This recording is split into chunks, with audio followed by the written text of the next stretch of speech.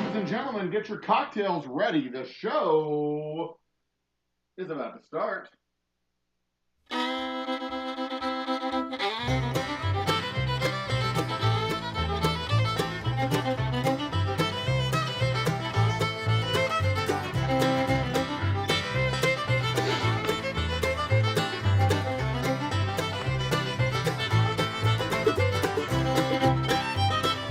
Ladies and gentlemen, brothers and sisters, get your cocktails in your hand because the countdown is about to begin. Cheers, William Hall and Whiskey Wars. Yeah, I'm serious. I'm about to start the countdown. I just went into the other room, got my own delicious elixir. Now the countdown begins.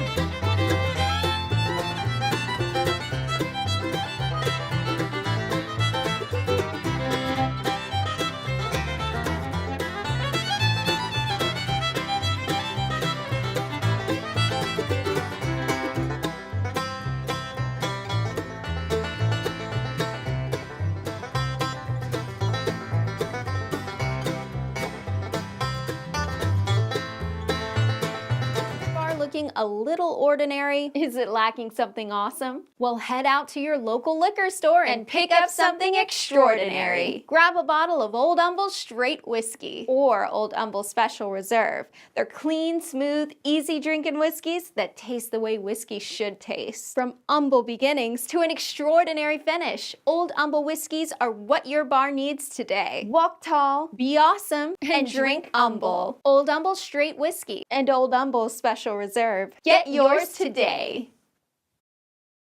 Get yours today, indeed. The camera's a little bit high. Let's bring this down a little bit. There we are. Oh, I got to get the Whiskey Mini Fest off the screen. That was a hell of a party. If y'all missed it, y'all missed it. But it was a hell of a fun time. But that's a lesson to be learned for next time that don't miss our parties because our parties are dope as shit. I'm the Old Humble guy, and this is our Old Humble happy hour. Every Wednesday night, we sit down, we have ourselves a drink with some friends. That'd be y'all. We sit down, we have ourselves some drinks. You know what? I need a proper shot glass. My Old Humble shot glasses are all gone.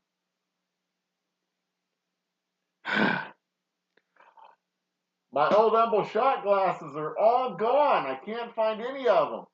Maybe that'll summon the Old Humble shot glass fairy to come into the room and bring me a fresh shot glass. But I have my University of Houston shot glass, and that's fine because we are just a few months away from the University of Houston being in the Big 12. That's worth it. So our opening shot today is our Blackout Boomtown Bourbon. This is what we released at our special event on the 20th. It was a hell of an event. We had 3 bands, barbecue. Do those come with a bottle? The twins? No, they don't come with a bottle. But we had 3 bands. We had barbecue. We had a hell of a time. It was just a fun time. It was a fun enough time for me to want to take like a week off, and I did. So I took a week off. I'm looking for my other pair of shades. Is that them? No, that's not them. I'm looking for my other pair of shades because I don't like these so much. They're a little bit too dark, but you know. Que sera, it is what it is. I'll just have to live with what I got. Okay, so what we're talking about tonight. Well, first off, our road show begins anew this weekend. I'm going to be in Corpus Christi on Friday night, Austin, Texas, Saturday, and then I'm back here in Houston on Friday and Saturday. The following week, I'll be in Dallas in a couple of weeks, kicking it, doing tastings and all the stuff. Cheers to everybody out there in the internet land. Delicious. And one more new piece of lighting that I have here in the shop. I have the white. I have the white face behind it. You can't see it as well. You know what? I'm gonna go ahead and put this behind my in front of my clock there. My clock says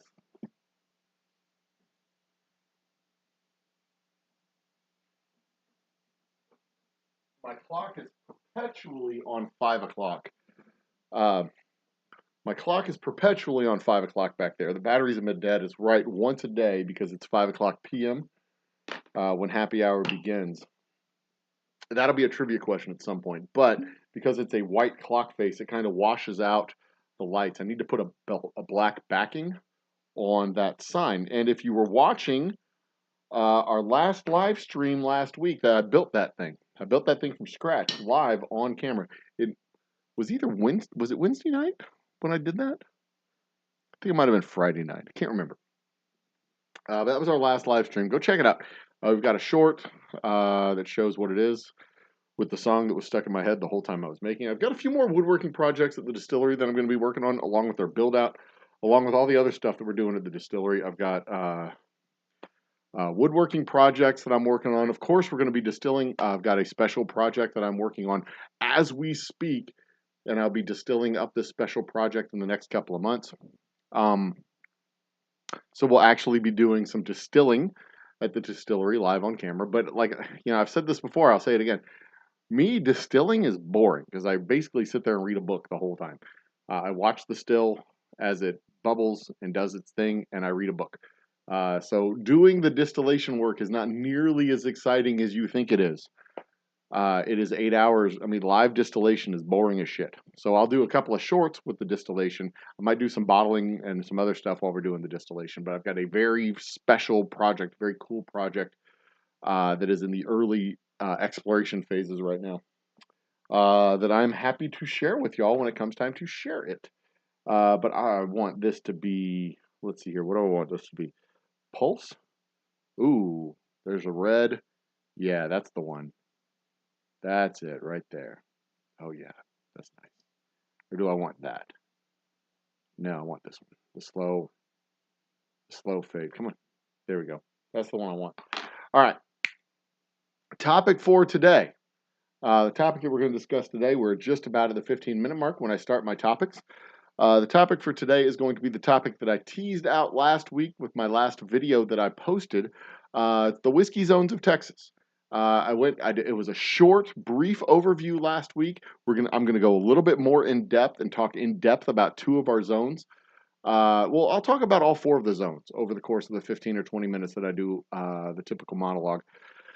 And then over the next week and a half to 2 weeks, I'm going to post up 4 fresh videos of the 4 primary zones that we work with here in the state of Texas. So keep your eyes peeled for that.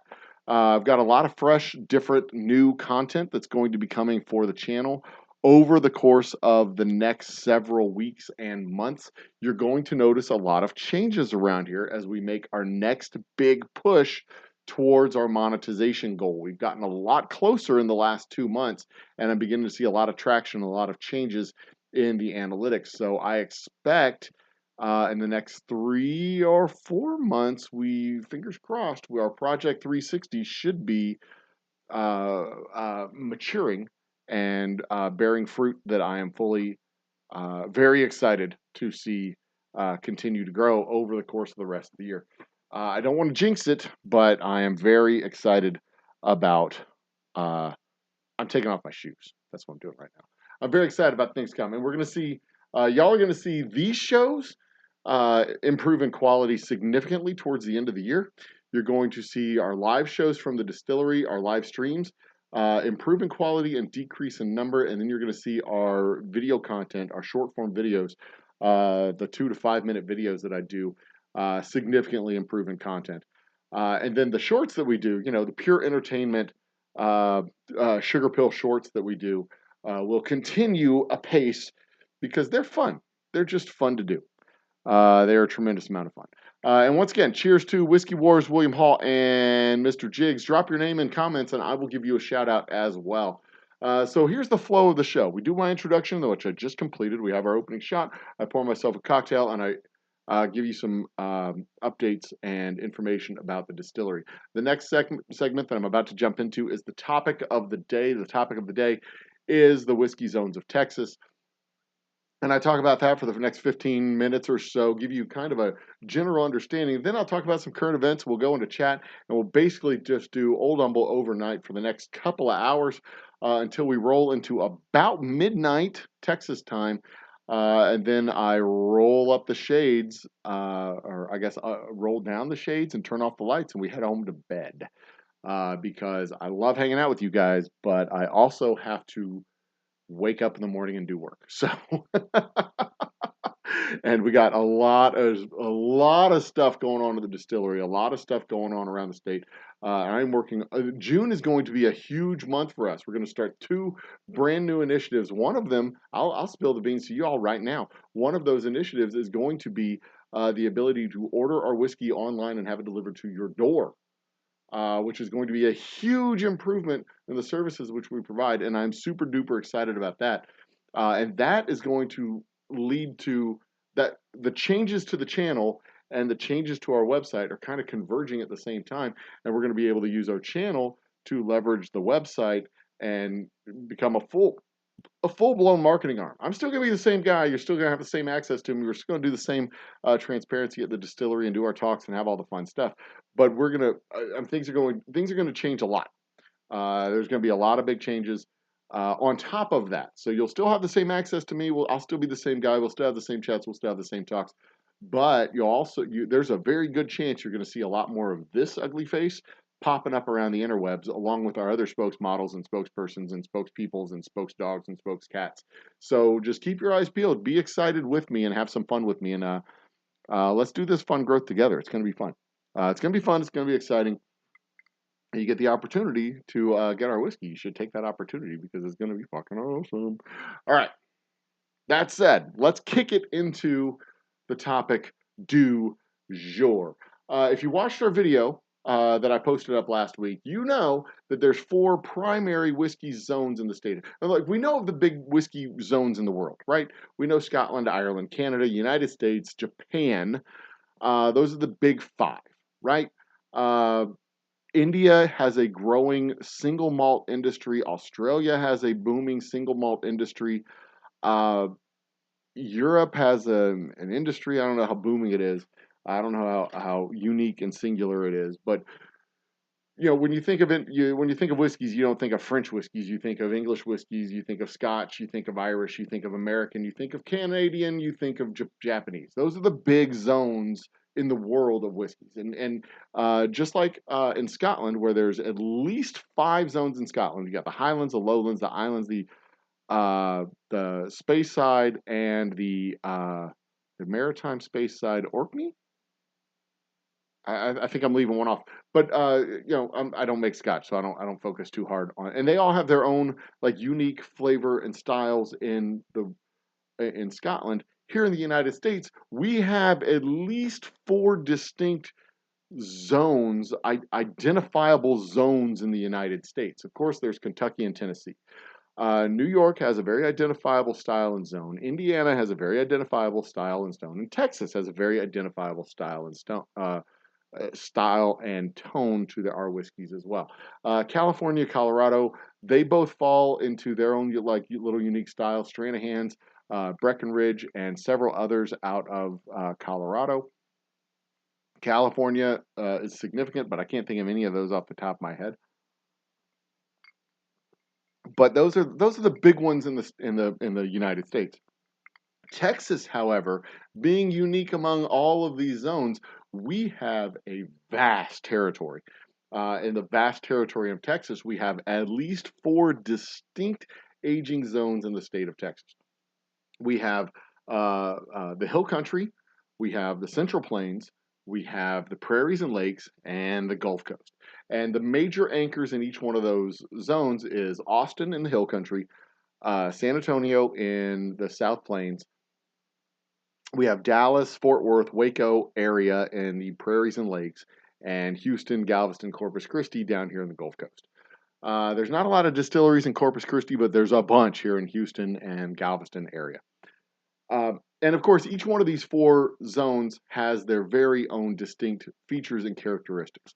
If you recall from the Terroir episode, when I talked about Terroir, terroir in the wine world is very much tied to the soil, which feeds the grapes, which generates a unique sugar content and flavor compound within the grape, and the grape being a significant part of what the wine ultimately produces, or what ultimately produces the wine. The terroir in the wine world matters a lot, and it talks a lot about the nutrients in the soil, the minerals in the soil, the compounds in the soil, and all of that that goes into ultimately the grape, the amount of sunlight, the climate, and all the stuff that goes into growing the grape.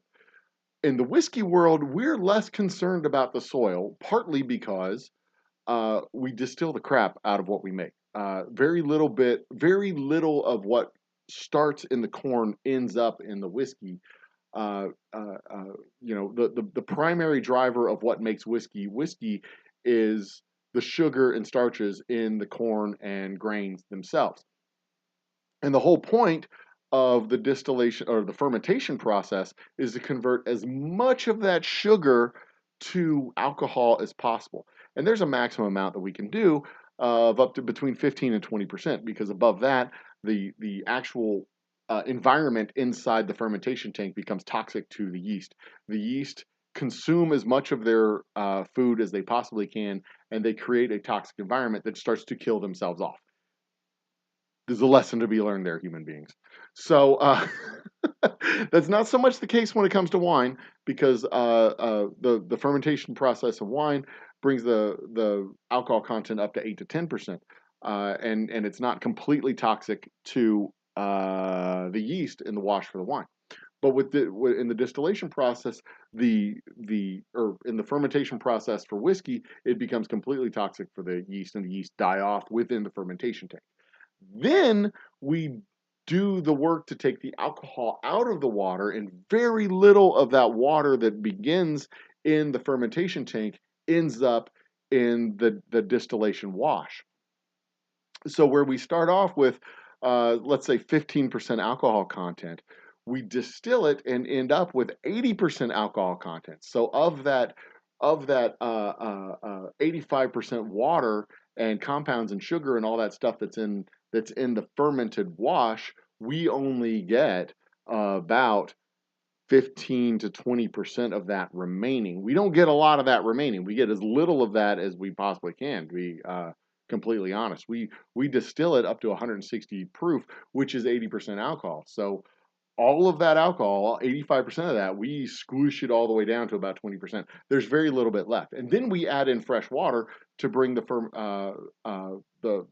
fermented and distilled wash up to or down to about 120 proof. So we add clean, fresh water into the wash to lower it down. Now, at that point, we put it into the barrels, and this is where whiskey terroir becomes very important. When we talk about terroir in the whiskey world, we're talking about the climate, we're talking about the air, we're talking about the temperature, we're talking about the humidity, we're talking about the moisture in the air from rain, because all of that stuff combines to affect how the whiskey interacts with the barrel over the course of its life in the barrel. The heat in the air tells us how many months of aging we get. The humidity in the air tells us how high the air pressure is and how much the whiskey is going to interact with the barrel.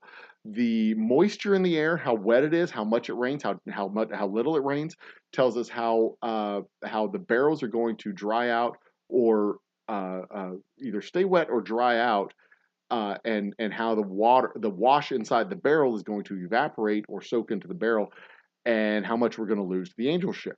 And the intensity of the heat, how quickly it gets above 65 degrees, how long it stays above 65 degrees, and how long it takes for it to go back below 65 degrees. All of that interaction combines to tell us how intensive our aging process is going to be.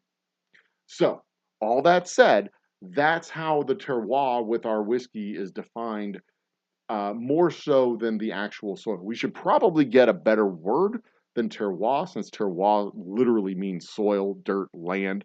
But it could describe the land where it is aged, as far as I'm concerned. It doesn't really matter. You use whatever damn word you want to use. You can use whale sex, whatever. Doesn't matter. So all that said, we look at the difference in climate between Texas and Kentucky. Bardstown, Kentucky is the largest single distillation and aging area in the United States. Bardstown, Kentucky, compared to Texas in general, Texas is hotter, Texas is drier. We have fewer months of rain and less precipitation across the state than they have in the Bardstown region. We have higher humidity, and we have higher humidity and more months of higher heat, where our lows go above 65 and our highs go above 65, and they both stay above 65 for more months. So we have more consistent aging time in the state of Texas. What does all that mean? Well, let's talk about the Prairies and Lakes region specifically first. The Prairies and Lakes region, we have 9 months of good, solid aging of temperatures consistently above 65 degrees in the Prairies and Lakes region, around the Dallas, Fort Worth, Waco area up there in North Texas. 9 months of consistent aging versus 6 months in Bardstown. That means for every year that our whiskey's in the barrel, we get twice as much aging time as they do in Kentucky. So 2 years in the barrel here is the equivalent of 50% longer in Kentucky, which would be the equivalent of 3 years in Kentucky.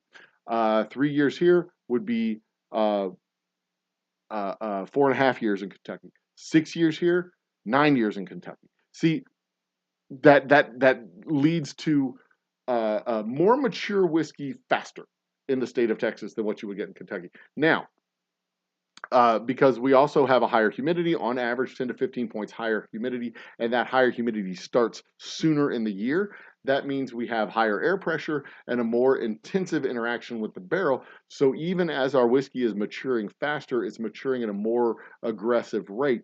And that is why a lot of the distilleries in the state of Texas proudly tout their aggressively aged whiskeys.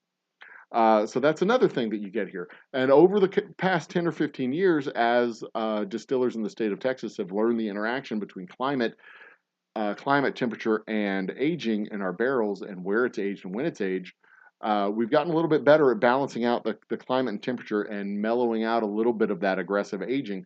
We still have very mature whiskeys at a very young age, but we're getting better at balancing out the time in the barrel versus the flavor of the whiskey.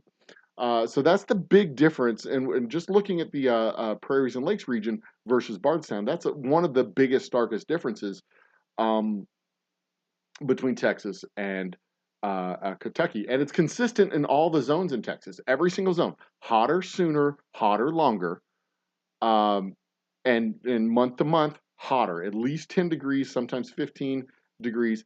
Humidity is higher. It's higher consistently, it's higher earlier, and it's higher longer. Our air pressure's higher. Like everything with regards to interaction with the barrel and interaction with the land and interaction with the air is greater here in the state of Texas, which means we have a more aggressive aging profile, and we have more mature whiskey sooner in the lifespan of whiskey. So again, 2-year whiskey in Texas is not the same as 2-year whiskey in Kentucky, not the same as 2-year whiskey from Scotland, not the same as 2-year whiskey from other places. Know your labels when you buy your whiskeys. Know where it's aged. It's not so much important where it's distilled, but it's extremely important where it's aged and how long it's been aged in these zones and states where it's being aged. So let's talk about the Central Plains and Hill Country in Texas. Rather than compare the Central Plains and Hill Country in Texas to Kentucky, because it's going to be all the same comparison, hotter, longer, more humid, drier, all that crap. Let's compare Central Plains to Dallas, the Prairies and Lakes, and Hill Country to the Prairies and Lakes. Hill Country and Central Plains, they're right next to each other.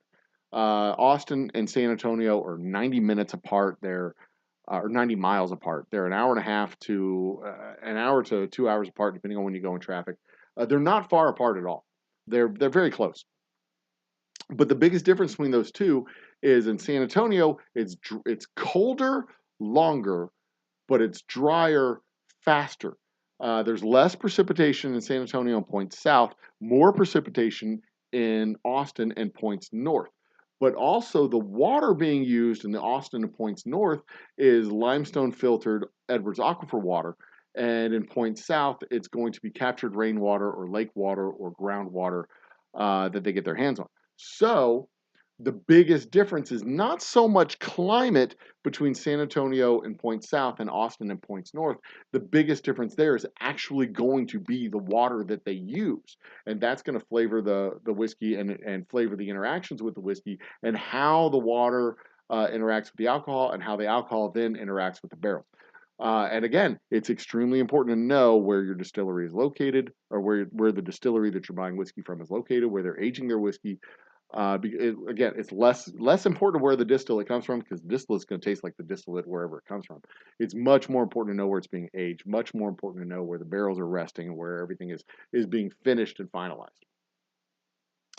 So that's the biggest difference between those two central locations and the prairies and lakes in North Texas. North Texas, uh, the winters are actually a little bit colder in North Texas. South Central Plains, you've got a little bit drier climate. Uh, in the hill country, you've got a little bit wetter climate, just the interaction all across the way is a little bit different for each one of these.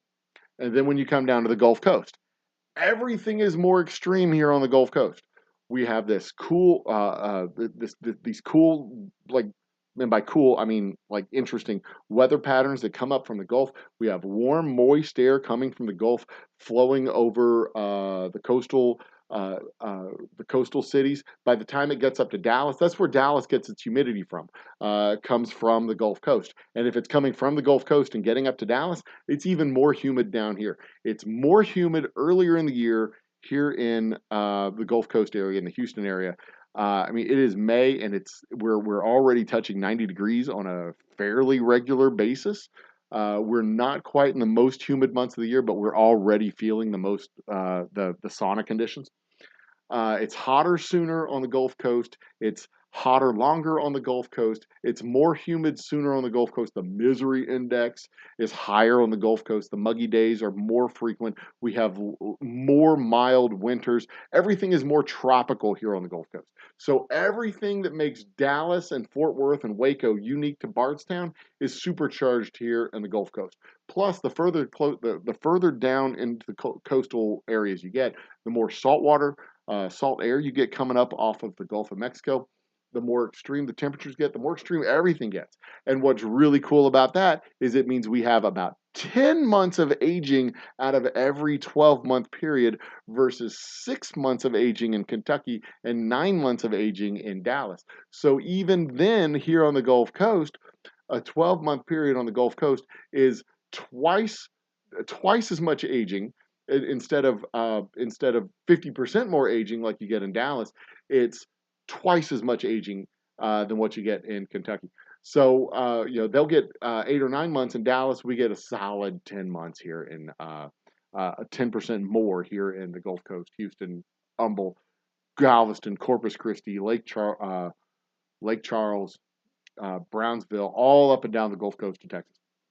It makes everything more intense, everything more aggressive, and we have to be extra careful when it comes to aging our whiskeys. Now, what that really helps us out with is our double oak rye, where I want a longer time in the barrel, or at least more barrel interaction with my rye whiskey, which is why I can get a good solid 7 years worth of aging out of my barrels over the course of about 3. By using not only extra oak staves, but also this wonderful climate that we have down here on the Gulf Coast. My bourbon, I use 6 to 9 months in small barrels. Those small barrels, that interaction with the small barrels is key over the course of those 6 to 9 months. That's the equivalent of about 2 years, 2 to 5 years, depending 6 to 9 months, and the amount of humidity, the amount of heat in the air, and when I put it in the barrel. If I put it in the barrel in October, it's going to be a vastly different whiskey than when I put it in the barrel in say April or March, because I get all those summer months really soaking into the barrel. And when I pop that stuff out in the fall, it is going to be glorious. Oh my God, it's going to be the best. I cannot wait. And that's the toughest part, is waiting until fall to pop open those summer barrels, because damn, Gina, good stuff. Okay, so that's the discussion. That's the discussion about our whiskey zones. I'm going to have 4 short videos coming out over the next 2 weeks, talking about each one of those zones specifically, going into a deep dive for about 4 minutes on each one of them. So y'all be able to eat that up, watch it, click it, share it, like it, subscribe it, whatever, all the stuff that you're supposed to do. Um, and do the things. And I appreciate that 100%. Share it with your friends. Tell other people. In fact, I may even be able to get someone from the Texas Whiskey Association to join me on a show and talk more in depth about all 4 of these zones in about a month. I'm working on it. I'm making phone calls and working on it. So there you go. I'm going to do one quick thing. We're going to flip over one more quick word from our sponsor while I adjust my seat, and then we'll come back and I'll start going through chat. Cheers. We'll be right back. Is your bar looking a little ordinary? Is it lacking something awesome? Well, head out to your local liquor store and pick up something extraordinary. Grab a bottle of Old Humble Straight Whiskey or Old Humble Special Reserve. They're clean, smooth, easy drinking whiskeys that taste the way whiskey should taste. From humble beginnings to an extraordinary finish, Old Humble whiskeys are what your bar needs today. Walk tall, be awesome, and drink humble. Old Humble Straight Whiskey and Old Humble Special Reserve. Get yours today. All right, ladies and gentlemen, brothers and sisters, children of all ages, I'm back. I'm the Old Humble guy. We are about to kick off our Old Humble After Dark discussion forum. I got to get that mini whiskey fest off the screen up there. Where's my there it is. It was a hell of a party. It really was. It was a lot of fun. Where's the hide? Pick one. There it is. Bye-bye.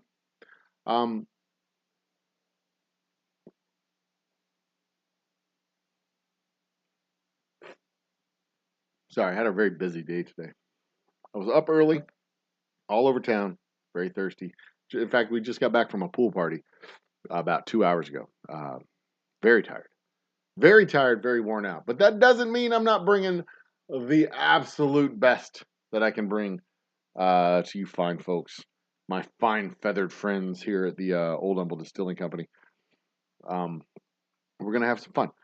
So where were we in chat? We're going to start all the way up here. William Hall, by the way, I know you're waiting on a box from me. I have your Black Label Boomtown Bourbon. I have your Black Label bottle and your Clear Label bottle in a box in my distillery. I need to take my shipping label off my printer, put it on that box, and bring that box, and that will be done tomorrow morning. I promise, cross my heart, your box will be shipped out tomorrow. You will have your whiskey by next week. I saved 2 bottles, one of each, Blue Label and Black Label, for you specifically before the party, and it will be shipped out in the next several days. Well, tomorrow it'll be shipped out tomorrow before lunch. So keep your eyes open for that by the end of the weekend. And thanks for your support, as always. And if anybody else wants to get a bottle, email me personally. The email address is over in the about section of our YouTube page. I believe the one I have in there is info@oldhumbledistilling.com. It comes right to my email address right here. And I will happily personally go down to the store, purchase a bottle for you, bill you through PayPal so you can pay me directly, and then put your bottles in a box and ship it to you. Until next month, until June, because come June, sometime in June, when we get everything set up and everything finalized, you'll be able to order off of our website, oldhumbledistilling.com, and have it delivered to your door. If you're not already a member of a subscriber to our newsletter through our website, now would be a very good time to do that. Go to our website, oldhumbledistilling.com. The pop-up will come up for you to subscribe to the website. You put in your info for the subscription to the newsletter, and then you'll get I believe you get an automated confirmation. Congratulations, you've signed up for the email. Thank you very much. And then we will go to, I'll be sending out a newsletter in the first 10 days of the month of June, making the announcement that it's coming. And then I'm gonna send out another one letting y'all know that it's here, and y'all can order it online from our website and have it delivered to your door. Super excited about it. Super duper fucking excited about it. Absolutely super excited. Whiskey Wars is in the house. Cheers, Whiskey Wars. Also, I'd like to give a shout out to Whiskey Dick, Whiskey Dictionary, and Dungeons and Drams, who I have enjoyed watching some of their videos over the last couple of days. They shot us a message into the emails, and I am super duper excited to to I don't know. I want to find out what the future holds with those guys because I like Dungeons and Dragons.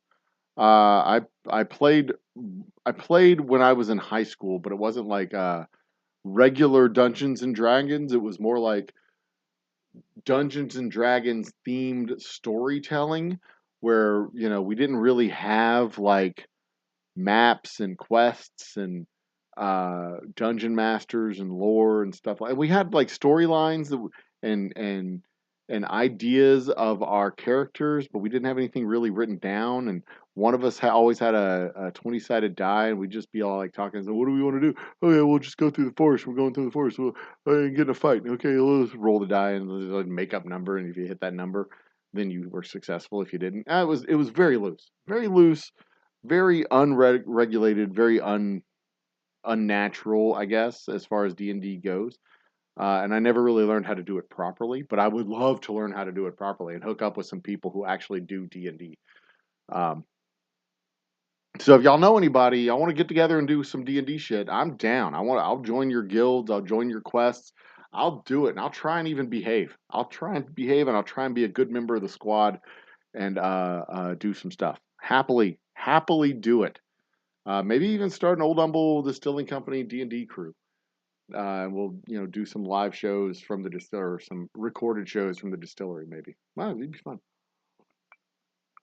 That'd be fun. Old Humble Dungeons and Dragons, Old Humble D&D, OHD and D, OHD, Old Humble Distilling, OHD and DC, OHDC because OHD and DC.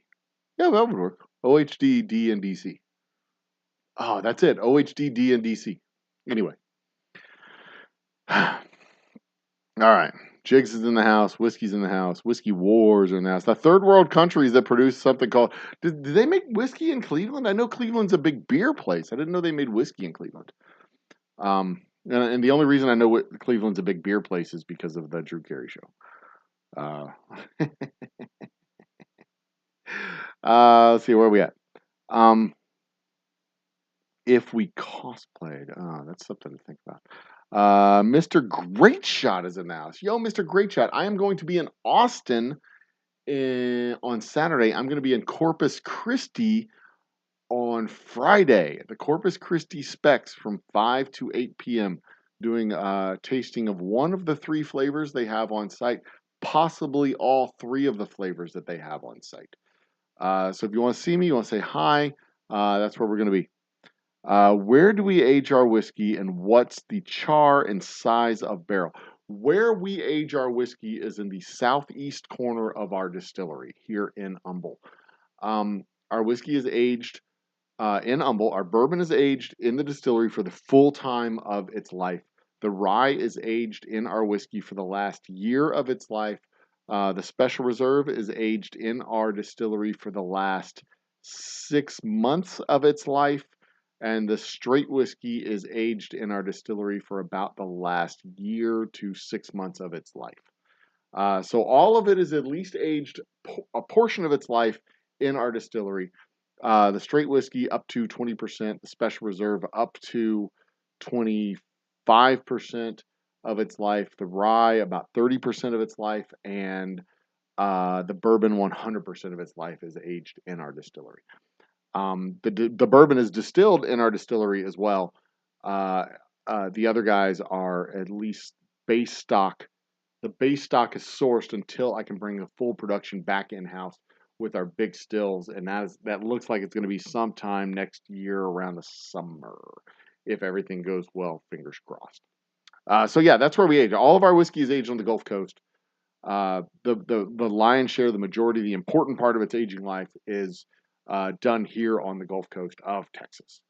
Um, and yeah, it makes a huge. Uh, the climate around here is huge. I love the interaction that we have with the barrels. Just even if it's just 6 to 12 months. If it's only 12 months here in Texas, it's a big damn deal. Because like I said, 12 months in Texas uh is like 2 years in Indiana. Because we get 10 months here and they get 5 to 6 months in Indiana or Kentucky. They'll have 5 or 6 months and we have a solid 10. So without question, it makes a huge difference here in Texas. So cosplaying D&D, like I don't know, like I'd be down for it. I'd be down for it. Cosplay D&D at the like it wouldn't even have to be at the distillery. We could do it over Zoom. We could do it over Zoom. We could do it over StreamYard. We could do it over Restream. We could do that. Cheers, Corey Lee. Um, we can absolutely do it here. AD&D Player's Handbook. I never had an AD&D Player's Handbook. My son does have a beginner's quest here at the house. We got him one for Christmas, and then I was like, let's do a quest. And we open it up, and I'm looking at it like I don't understand how to do any of this shit.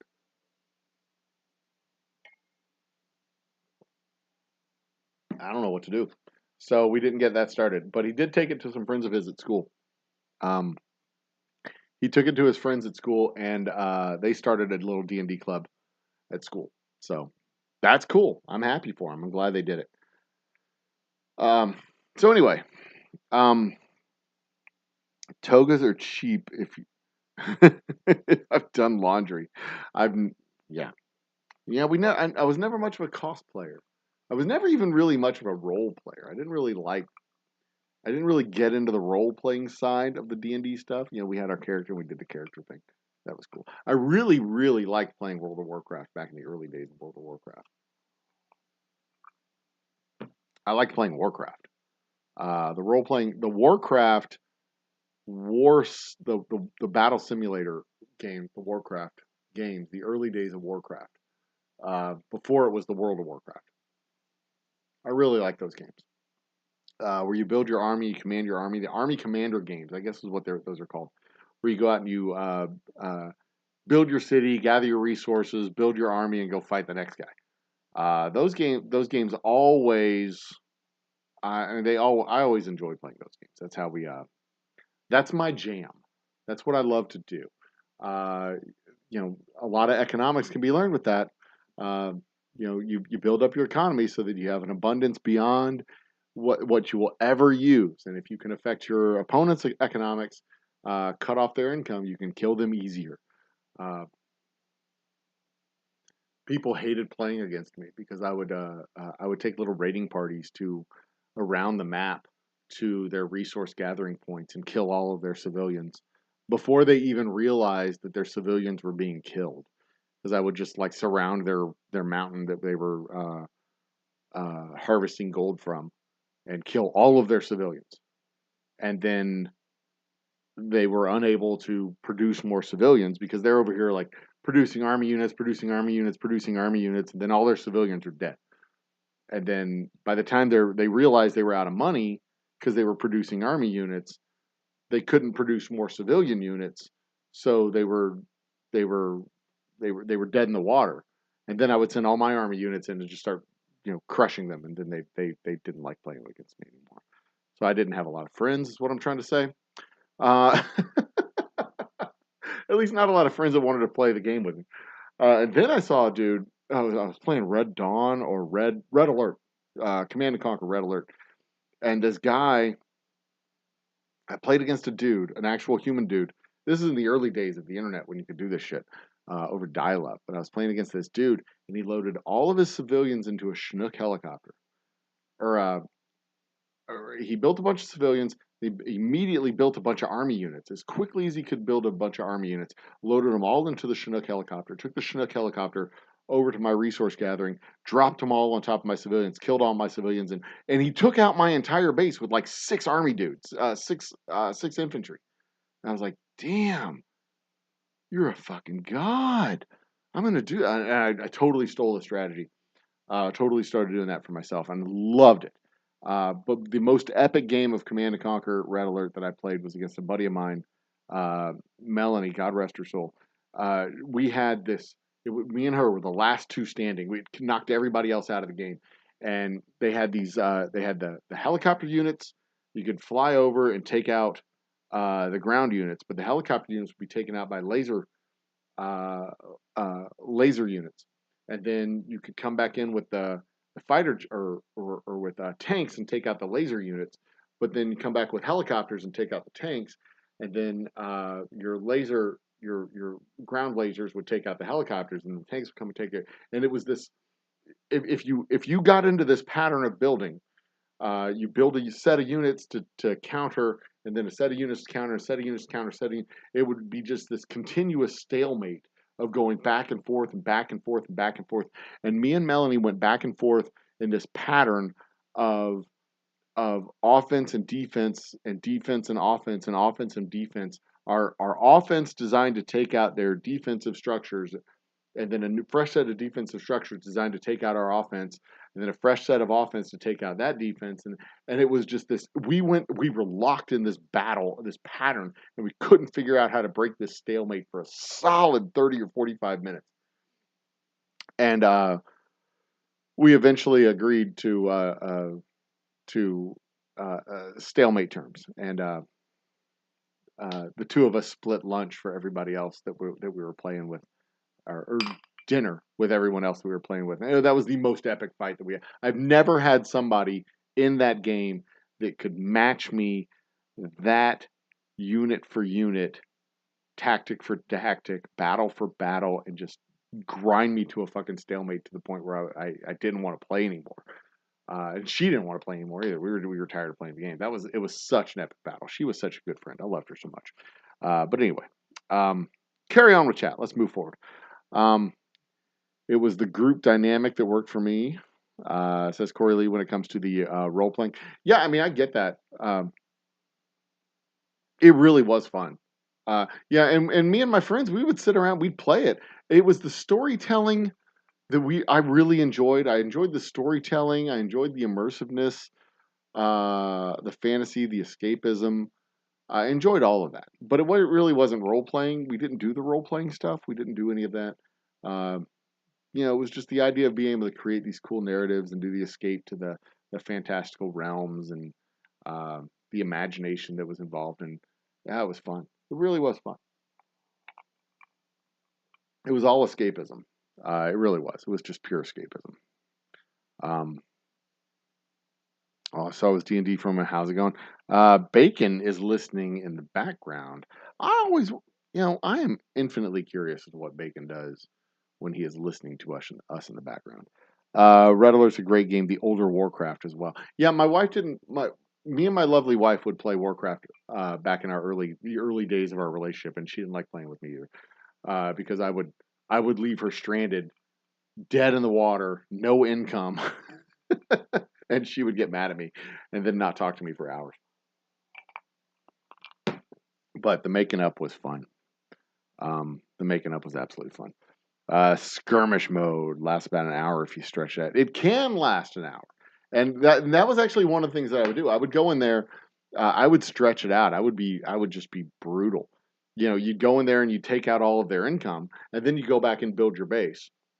And I wouldn't attack until I was ready to attack, and it would set them back 15, 20, 30 minutes, because they'd have to restart their entire economic activity, sell off a building, get some cash, build some civilians, mine the resource, and do all of the things that they needed to do, while I'm sitting there building my base up, building a barracks, building a armory, building. They had to go back to scratch, rebuild, go forward, and it would set them back 15, 20 minutes. I could have closed the game out. Build a tank, build a set of infantry guys, build a tank, and build a helicopter, and just go at them with just four units and wipe them out. But no. Who wants to wipe them out with one tank? Come on, you got to build a whole freaking battalion and just go at it, right? So yeah, I'd stretch the game out, because I'd want them to play. I'd want them to have a little bit of fun, but I'd also want them to know that it was hopeless. Back when we were playing this game, there was such a thing as computer arcades, computer game rooms. So in the 80s, in the 70s and 80s, or I guess in the 80s and 90s, in the early 90s, the 1980s and early 1990s, there were actual arcades with the upright vertical arcade games, Pac-Man, Joust, Defender, Galaga, all those games, the Terminator games, the uh, Deer Hunter, Big Buck Hunter, all those games, right? RoboCop. Um, they still have some of those arcades too. I mean, it's if you look around, you can find them. But those arcades gave way in the late 1990s to late 1990s and early 2000s to computer game rooms. And computer game rooms were basically arcade rooms, big rooms, but instead of having a bunch of vertical arcade games, you would rent an hour of uh, game room time or have a membership where you could go and spend, 6 hours a day, 12 hours a day, whatever you want to do. Um, 50 hours a month, depends on what your membership was. But you would basically go and rent time on the computers, and then you could play network games against other people in that room. So because back in the day, back in the mid 1990s, all we had was dial up. We didn't have T2 connections. We didn't have fiber optic connections. It was not convenient to play over the internet with other human beings. If you were playing a networked game, you were playing into your network hub with somebody else on your network. You played on a school network, you played on an office network, you played on an in-house network. If you were lucky enough to have two computers in the house, you'd play on an in-house network between those two people. Back in the early 1990s, back in the early 1990s and the mid 1990s and even in the late 1990s, the only reason that people would have two phone lines is so that you could have a computer connection and a phone connection, because our computers were connected to the telephone lines, and you had to call up your internet server, and that's where you get the you get that weird techno sound. You can look it up on YouTube. Those sounds exist. Um, but that's how it was. And if you wanted to play over a high-speed internet connection, you had to have an in-house network. So that's what these computer game rooms were for, unless you were privileged enough to have a fiber optic cable to your house or some kind of high-speed connection, because it was damn near impossible to play Red Alert or Warcraft against another human person on the other side of the world, because you'd have to call into AOL or um, AOL or Interspeed or uh, God dang, not Interdyne, Netscape, Net. No, Netscape was the browser. Netspeed, Net Zero, Zeroscape. We had all kinds of different ones here in the Humble area. But yeah, you'd have an internet provider that you would call up. Now all those internet providers, ISP, internet service providers, have been consumed by Comcast and Hughes and AT&T. There's no such thing as independent ISPs anymore, or local ISPs. Those guys don't exist. But yeah, uh, MCI, Qualcomm. All these old, companies from the 1990s that just don't exist anymore, that had a lifespan of like 12 years and they're gone. Golly, man, nostalgia. I feel like 1,000 years old all of a sudden. But yeah, that's an entire industry that had a lifespan of about 12 years and it's gone. Those people do not exist anymore. They were companies that had giant server rooms in strip centers around the country, and you would call into their server room. But now they have whole buildings in compounds like Amazon and man, an entire industry that didn't exist, grew up, matured, and died within an entire decade. That is crazy. But anyway, yeah, if you wanted to connect with these people and actually play online games, the best way to do it was in these computer game rooms. So you'd go to the game room and you'd play with either friends or strangers. You'd like literally, you'd go to the room and say, "Hey, I'm going to start a campaign of Red Alert. If anybody wants to join me, I'm going to start in just a couple minutes." And then you go down, you start the game, and they say, "What's what's the game title? What's the?" You tell them you're gonna play. It's called Kong. Kong rules. I'm Kong. Hey, and then that's how you introduced yourself to people. That's how you hung out. They had you could play entire Warcraft campaigns. You could do all kinds of stuff. Even World of Warcraft was available at that point in time. They'd have microwaves with refrigerators. You buy some mini pizzas, buy some bagel bites. You could buy all the food there. This was a thing you could drop yourself off in the morning, and you could stay there all day long. Eat lunch, eat dinner, and just stay there all damn day. The introduction of high-speed internet to homes was the end of computer game rooms, because the game room didn't have to be, because you can now have a high speed modem in your house, plug into the computer, and find yourself a game online and go play against other human beings. Happy, joy. You've got a Discord. Go to Twitter. Say my game code for what was that fucking game we played during the pandemic? The one with uh, Among Us. My Among Us code is 2618435. Anybody wants to join me? Let's go play some Among Us. And then you'd start a game, and people would join you from Twitter. That's that's how it went. It was fun, and it's fun now. But back then, that's how you'd have to go to a game room and see other people and interact. Put on pants. Pants aren't as critical now as they used to be. You don't have to wear them. But yeah, I spent many an afternoon at home now playing World of Warcraft, because I didn't have to go to the actual game room. I could sit there and play World of Warcraft at home any hour of the day. The game room didn't have to be open, and some of those game rooms were 24 hours. God, talk about a walk down memory lane. Game before it got to the PS2. Once a week, no matter what life threw at you, gaming or coding. I just started playing Scrim. Scrim? Scrim, okay. And with all the new mods and a whole new game, it's so much fun. I would really actually like to get back into World of Warcraft, but I don't think I could play World of Warcraft on my laptop.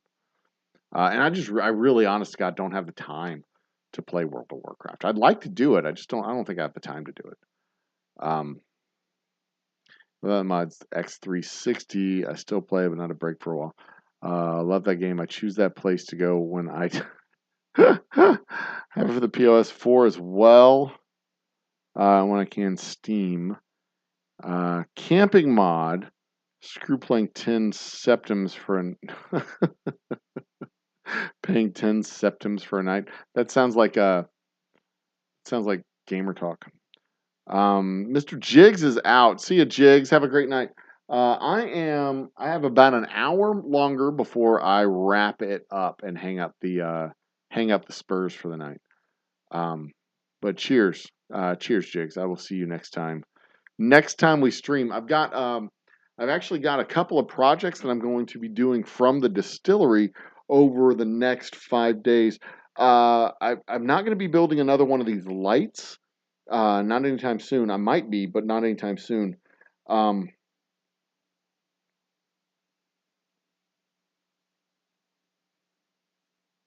hell was that? Somebody's doing something out there. The whole family is off for summer vacation, so everybody's here chilling and having fun. And I suspect half my house is awake. Usually, the entire house is asleep at this hour, but right now I suspect half the house is awake. But yeah, I've got a couple of projects. One of the projects that I'm working on is a gift box for our bourbon bottles. So I've got at least one more woodworking project for the gift box. I've built a template. I want to build another finished product um, to be able to present and do.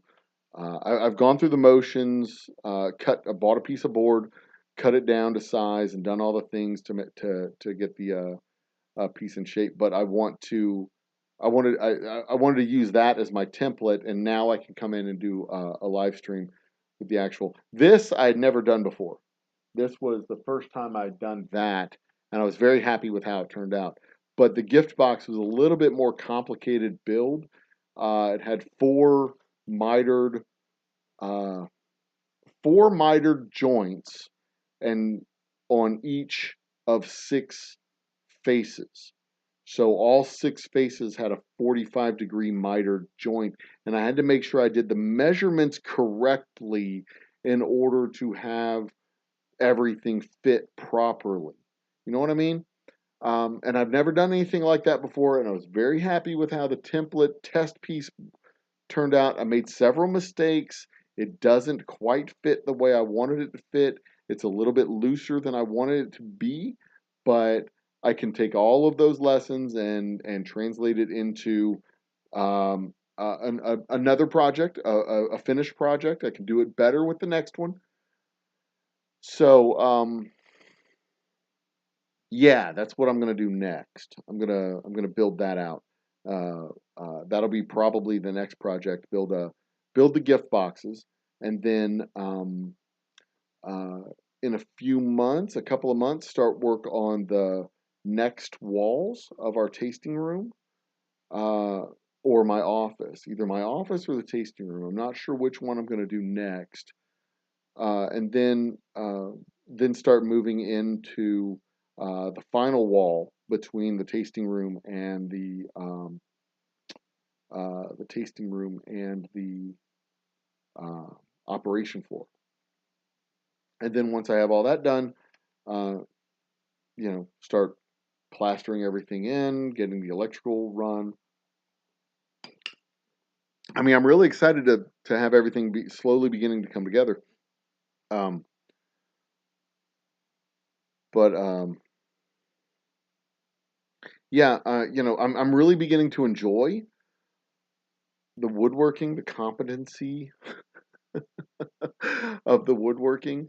Uh, because the confidence that comes with being able to use the tools and make things from scratch. It's expensive to go out and buy a gift box for the bourbon, and then when you buy a gift box, you can't just buy one.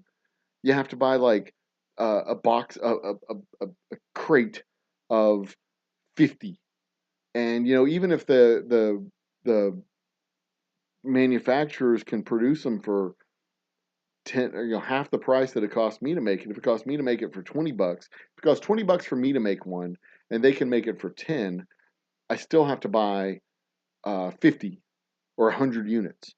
Whereas when I make it for $20, I can make 5 units or 10 units. I don't have to make 50 or 100. I can just make as much as I need, and I can make them 2, 3, 4, 5 at a time, and I can produce 10 in a week. Then I can take my 10 for the week and bring it to a farmer's market and sell them at the farmer's market for $25 a piece, and say, or sell them at the farmer's market for $30 a piece and say, with this, bring it to the distillery and you get $10 off the bottle. That way you're only spending $25 technically for the box itself. And but if you never come in and buy the bottle of whiskey, fine, you've got a $35 gift box. That's what they cost. That's what they cost at the store anyway. Except mine's made out of good wood, and theirs are made out of shitty balsa wood. But yeah, it's just the confidence of being able to work with the hands and make something from scratch, make something that didn't exist. Being able to do the mitered joints, the 45-degree joints. Um, I don't know. It just gives me the confidence that I might be help building the walls at the distillery, putting in a toilet. Like if I can put in a toilet, maybe I can cut a board at 45 degrees consistently. Um, just not being scared to make a mistake. That's a real important life lesson to learn. Because if you're so scared of making a mistake, that you're paralyzed and you can't do, you don't do something because you're afraid to make a mistake. There's a lot of opportunities you just miss. There's a lot of things you just don't do because you're afraid to make a mistake. Fucking go make a mistake. Go be weird, be dumb, make mistakes, have people look at you and, you know, what's the what's the worst that could happen? You know, you make a mistake and you have to do it again, you have to spend another $100. You know, it's fine. Do it. What were you going to spend that $100 on anyway? It's a good life lesson to learn. You know how many people spend a lot more than $100 to avoid making mistakes?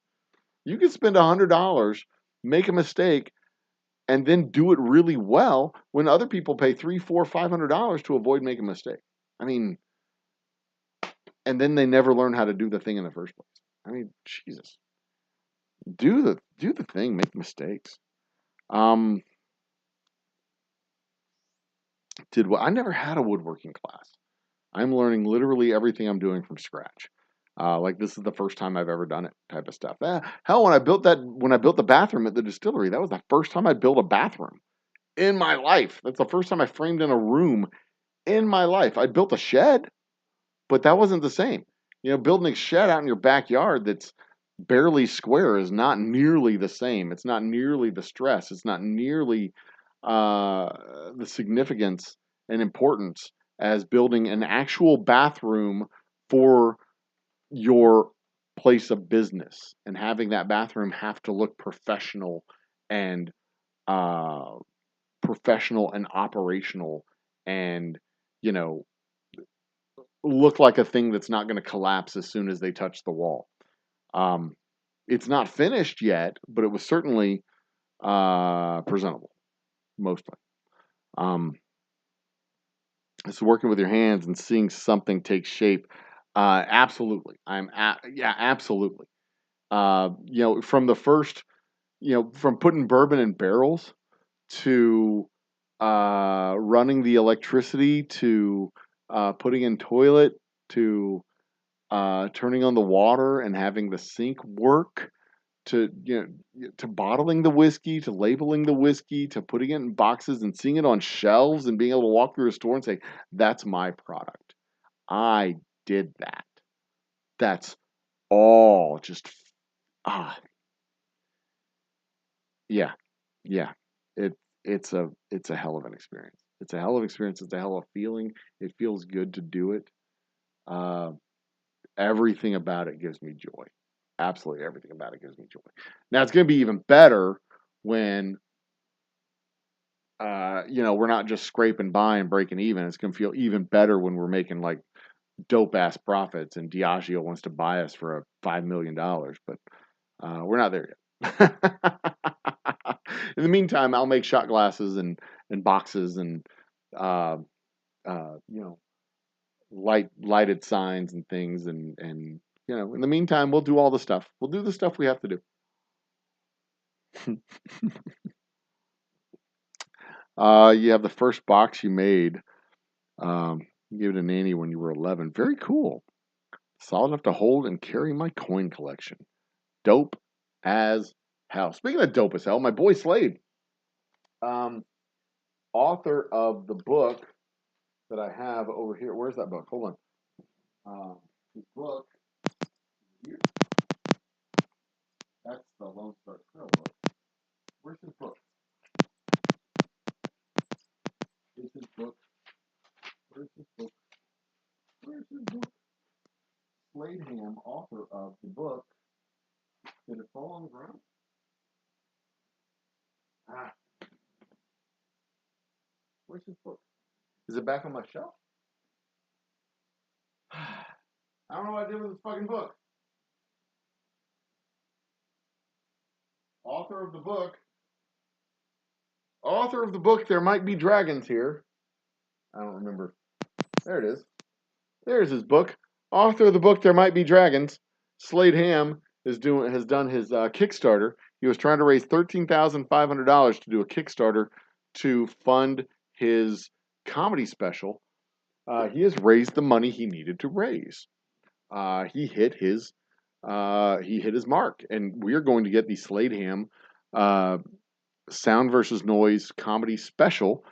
Going to start on the production in the next several weeks. I'm super duper excited for my boy Slade.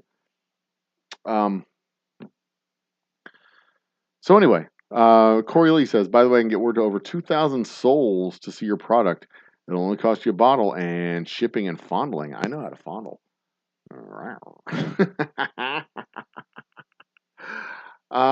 Shoot me an email, Corey. We'll talk. I want to know if I want to hear the fullness of your proposal. Shoot me an email. Send a bottle to Terrence Pop. Between all the channels he has, one live stream, 2,000 pairs of eyes, and when they see you deliver, ooh, baby. All right, yeah, shoot me an email. Let's talk more. info@oldhumbledistilling.com. We'll talk. We shall talk. Because a fresh set of 2,000 eyeballs, I'm down. I've got my set of 2,000 eyeballs, but or 3,000, 13,000, however many pairs of eyeballs see my shit in a month. We are at, oh my God, guys. So a year and a half ago, we were at like 40,000 views on my channel. And 90% of those 40,000 views were from 3 videos done between 2020 and 2022. Right? So February of 2022, we were at 40,000 views total. February of 2022, 40,000 views. And again, of those 40,000 views, 36,000 of those views came from 3 videos. One was an advertisement. 2 of them were shorts that popped off. So 18,000 for the advertisement, the ad twins ad. I put money behind the ad twins ad and put it out there and got their 18,000 views off of it. And the other 2 were a pair of shorts that popped off for like 9,500 and 8,500 views each. Which means over the course of 2020 to 2022, I had roughly 4,000 views on my live streams. Nobody was watching my shit. Nobody. Okay? Since February 2022, my goal for the end of 2022 was 100,000 views. My goal for the remainder of 2022 was to reach 100,000 views, which meant go from 40,000 to 100,000. Add 60,000 views over the course of 2022. It is now June of 2023. We've gone from February to December and then added 6 more months. 16 months. In 16 months, 860,000 views on my channel. In 16 months, we went from 40,000 to 900,000 views. We went from like 430 subscribers to 2,081 subscribers in 16 months. Guys, dudes, dudettes, chicks, homies. This has been fucking crazy. I am so happy at the support. So super excited. So happy for your support. I really do appreciate it. And like I said, over the course of the next 3-4 months, we're going to be making some format changes. We're going to be making some stylistic changes. You're going to see some higher quality backdrops and all the shit going on here. Might even upgrade my camera from a webcam to a full-on 4D. Upgrade my computer. Do all the shit. Because projection is to have monetization by the end of August. Projection for monetization by the end of August. and then taking that revenue and turning it back, part of it back into the channel and part of it into marketing and advertising for the whiskey. It's been a hell of a ride over 16 months. And to think that I've gone from 400 subscribers to 2,000 subscribers and 4,000 views over 2 years. Let's see, 4,000 views over 48 months, 100 views a month to damn near 1 million views. Shit. I'm speechless, man. I'm absolutely speechless. Now the next thing is to turn the success of the channel back towards the distillery and help grow the distillery even more, leveraging the channel to the distillery's benefit. Because that was the whole point of doing this to begin with. Make sure that the distillery didn't die. Use the channel to make sure the distillery didn't die during COVID.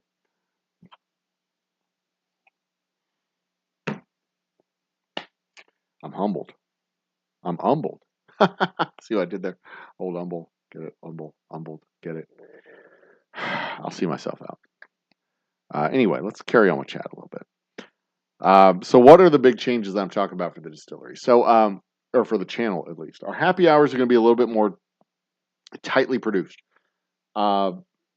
Sticking closer to a 2-hour timeline instead of going 3, 4, 5, 6 hours.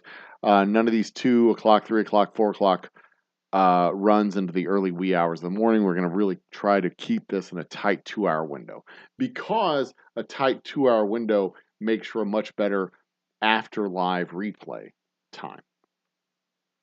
You know, like an AM talk radio show. You can pop this on at work tomorrow and listen to it on your headphones. We'll have a topic. The last hour and a half might not be nearly as much fun as the first half hour. That's fine. That's fine. But I really want to kind of keep this in a tighter podcasty type of format. Doable. We can work this out. We're not going to be doing 5 lives a week from the distillery unless we just have work days. But I'm going to try and limit my day in the life live shows from the distillery to once a week. So 1 live happy hour, 1 live work day. And then 1 short form posted video, 3 to 5 minutes. No more than 1 a week. Probably no less than 1 every 2 weeks.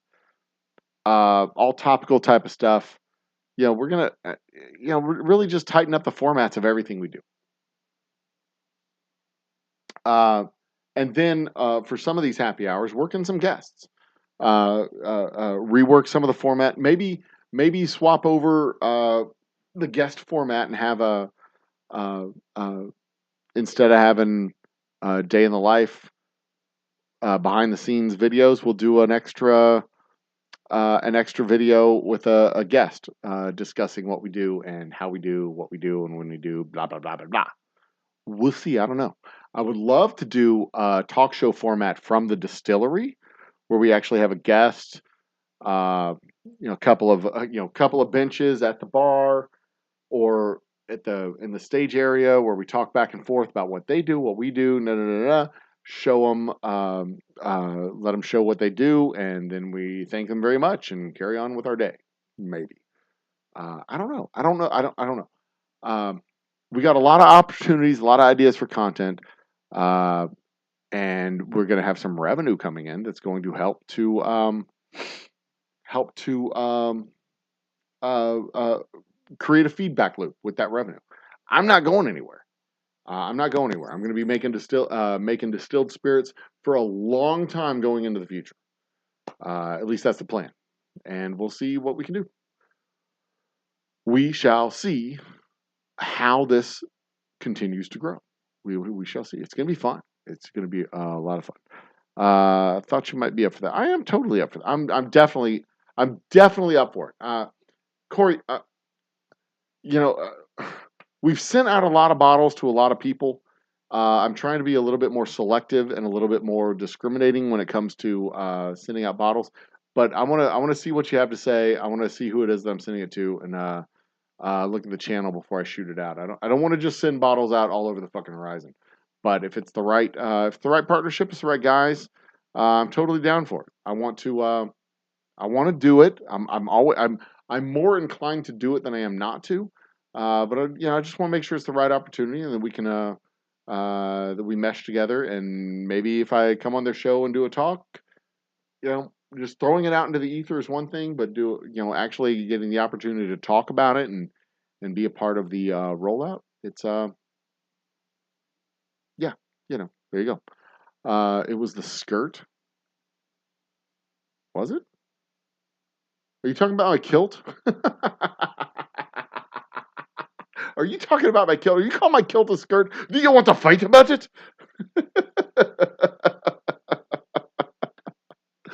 It's a good looking kilt. It really is. Um, anyway, but yeah, I'm elated with the benefits that we got from the 100,000 views project, and the continuing growth and the continuing development of the strategy. There's a lot of frustration involved because it's really hard to get subscribers from shorts to cross over to long form videos like this. But I'm really trying to focus harder on doing the short form videos, which is why you're going to see 4 fresh new videos coming out about the whiskey zones in the state of Texas, where I do a deep dive into every single one of the four major zones. There's other zones in the state of Texas: the Panhandle, the Far West, the not Big Thicket, the Piney Woods. There's not a lot of distilleries in the Piney Woods, so I don't really worry about that. There's not a lot of distilleries in the Panhandle. There's not a lot of distilleries in the Far West. There's not a lot of people in the Panhandle. Not a lot of people in the Far West. No matter what they say in El Paso, Midland, Odessa, Lubbock, and Amarillo, there's not a lot of people. Lubbock, Amarillo, Midland, Odessa, and El Paso combined is not as much people as Houston. There's more people there's nobody in the Piney Woods either, for that matter. The population of the state of Texas is in a triangle: Dallas, San Antonio, Houston. Dallas up here, Dallas, Fort Worth, right here, boom, boom, Dallas, Fort Worth. Arlington's in between, Waco's underneath. Over here you have Austin, San Antonio, and then over here you have Houston, Galveston, Corpus Christi. Corpus Christi is like way the fuck down here, and that's barely even a real city. It's a beach town. But this is where you have all the population. You have the Piney Woods over here. You have the Panhandle up here. You have West Texas over here. You have South Texas down here. Nobody lives in those areas. Everybody lives in this triangle. And by in this triangle, I mean like along the edges of the triangle. This is I-10. The thumbs, I-10. This, 59. This, 35. Or I'm sorry, 45, 35. This is where everybody lives in the state of Texas, right there. This triangle. And not inside this triangle, on the triangle. 35, I-10, I-10, 45. That's where everybody lives. No questions. No more questions. Thank you very much. See yourself out. That's where everybody lives in the state of Texas. Every other place, Highway 59, down 45, down 59, across 20. Nobody lives in those places. They're all little bedroom communities in small towns. The rest of the state of Texas, if you take Dallas, Fort Worth, San Antonio, Austin, and Houston out of Texas, there's 35 million people in the state of Texas.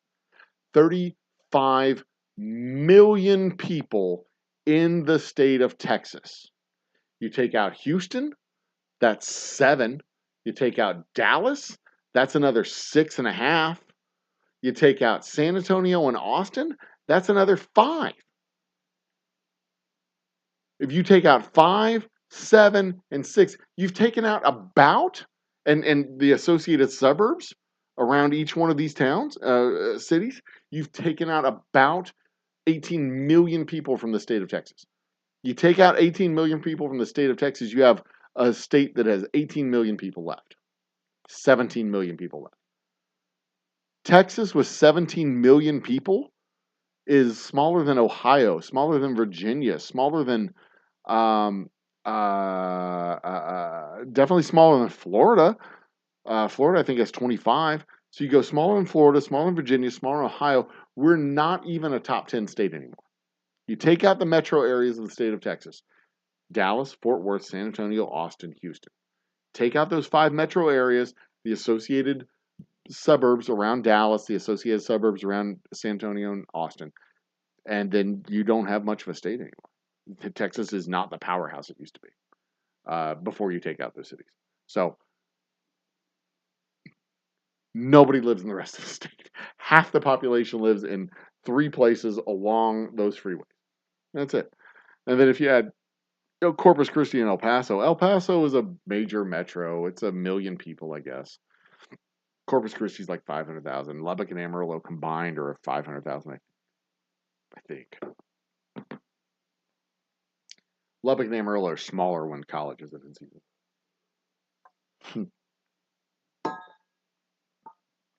And I know Lubbock and Amarillo aren't the same place. And if you tell people from Lubbock that Lubbock, you always mix up Lubbock and Amarillo, they get mad. But the reality is Lubbock and Amarillo are the same fucking place. For the rest of us in the state of Texas, they're the same place. There's some city that's up there in the Panhandle. They're 45 miles away from each other, maybe 60 miles away from each other. They are basically the same place. Amarillo's a little bit further north and a little bit more fun. But that's it. They're both pretty dreadful. I love you both. Lubbock especially because y'all have my whiskey. But, jeez. It's just tea, but the intent is genuine. I love you, Corey. I really do. But yeah, I absolutely want to know more about your boy. Shoot me an email. Who is it? Terrence Pop. Shoot me an email about him. Shoot me an email. Give me his channel. I want to know more. 8-hour streams can be chores. I'll leave the 8-hour streams to Bacon. Bacon has a brand. Bacon has a theme. Bacon has a thing that he does. He's good at it. I'm less good at 8-hour streams. I get tired. I get cranky. I get bored. If I had a panel show and I could do an 8-hour stream, I'd do it. But I can't do the panel shows on my computer as effectively as him. But you know, if I get my tech upgrades, that could change. That could change. 16.75 times 17 divided by 60 is 4.74. Good. Okay. We're doing good. I'm getting close to where I would need to be. We got about 30 minutes left of the show. So freshen up your cocktails. I'm going to have one more before the night's done. This last one's going to be neat. When I'm breaking out of the Texas zones, Indiana's open and the welcome sign is on. William Hall, I'll be breaking out of the Texas zone in June. June. Sign up for my newsletter. Let me pop in. Go to Old Humble Distilling.com. Go to the website, oldhumbledistilling.com. Go to oldhumbledistilling.com. First thing that pops up when you go to the website, oldhumbledistilling.com, is a, hey, do you want to sign up for our newsletter? Sign up for the newsletter because you will be the first ones to know that our buy it now links are active. And you'll be able to buy our whiskey through the website and have it delivered to your front door. Mid-June. I'm expecting the launch date to be mid-June. It might get pushed back to July, but I'm working on getting it done. Should be done in June. The holdup right now, the thing we're waiting on right now is our retail partners to get everything approved and set up on their end. But we are very close to having everything set up and done. So sign up for the newsletter. Do it. Do it. Do it. Do it. Who'd you kilt? Good Lord. That makes you Indiana Hall. Can't wait for this hand delivery. Oh yeah, William, your bottles are on their way, without question. If I remember to do it, I'll even throw in a shot glass. But I got to remember to do it. Don't be mad if I forget. Because I don't always. I shouldn't even say anything. I'll try to remember. Your box is already packed, but I think I might be able to shove a shot glass into it. Let me write it down so I don't forget. Shot glass, William Hall. Since you're waiting so long, I appreciate the patience. I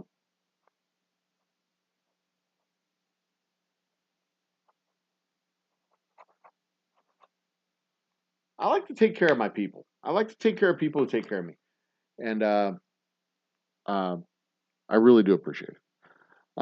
You remember Waco? Oh, a lot of people remember Waco. Waco was a big scar on the fucking land. Um, Thought about changing my name to Jones just for fun. Oh Lord. Um, I have some friends with the last name Nelson, and they named their son William. So he is a William Nelson. Um, One fast Dak. Told him I thought of Dak Sabbath. Um, some people tend to like him. Peter Frampton. Practice, practice, practice. Yep. Keep posts by your PC if you're not gonna use the Notes app on your phone. Oh, I have 6. Like I shit you not. The other day, I have 6 notebooks. I have this notebook for YouTube stuff. I have my calendar notebook that's back there. I have a leather notebook for business stuff. I have a grid paper. You see that grid paper notebook for design stuff. If I can find show one of the designs that I've worked on in here.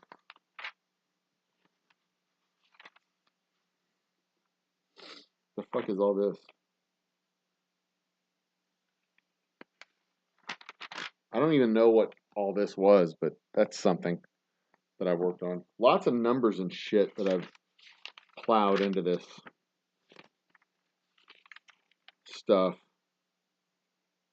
I think that was actually algebra work that I did.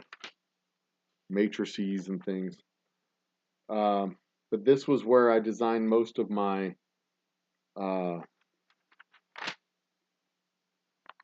bathroom, tasting room spaces, making sure that I got it all done proper. See, this was the layout for the original. Where is it at? The layout for the original panels of plywood, not plywood, but poster stuff. And then this is more notes, alternate notes for what would it look like if we had. I don't even know what this notebook is for. Oh, this is a notebook I use for distributor notes. For out of state distributors. So the other day, shit you not, the other day I worked in every single one of the 1, 2, 3, 4, 5 notebooks, and that notebook got filled. That notebook got finished, so I had my 6th notebook, replacing my brown one with a black one, which is here, my black notebook. I alternate between brown and black for my corporation notes, and then this one, this legal pad was for, and this is going to sound like the nerdiest possible thing. This is for algebra problems that I do to keep myself that I do on my spare time. I have 6 notebooks that I use on a regular basis. 6 different notebooks for 6 different purposes. And the other day I used every single one of them while I was working, in addition to my laptop, which I have my emails and phone calls and meetings on. So yeah. Most of these streamers use the free StreamYards. It takes a bit of getting used to. Maybe one day. I use StreamYard for a while, but I don't like the interface. I'm now using Restream. I use Restream for my forum shows. I just don't do a lot of forum shows because my computer doesn't handle it. My laptop is a 12-year-old laptop. It was not designed for this kind of work. It has an underpowered CPU, and the GPU is connected to the CPU, the motherboard. It is underpowered for doing that sort of work. It gets clogged up. So um, I could do better. I could do better with computers. Even a basic computer from the last 5 years would be better than what I'm using now for my forum shows. And I realized this when I was looking back at my old shows. I thought my old shows worked really well, but when I look back at the old videos that I did, man, I was dropping frames and skipping and freezing the whole time, and I didn't even realize that I was skipping and freezing and dropping frames. So, and I didn't realize it because I never watched my old shows. But when I was going through and rebroadcasting my old shows there for a period of time, uh, I was not doing good shows. They were bad shows. Those old shows were bad. Um, and I could do it from my phone. My phone would probably be better at doing it than my computer. Because, again, my phone is 3 years old. My computer is 12 years old. And my computer, 13 years old now, because I got it in 2010, I believe. My computer it was really good in 2010. My phone is probably has a better CPU than my computer, or at least is better designed, better optimized for sending data and receiving data than my computer ever was. It's just, and that's what happens. And I've been able to diagnose the problem. The data's coming in and the data's going out, and the CPU is getting bound up processing the incoming and outgoing at the same time.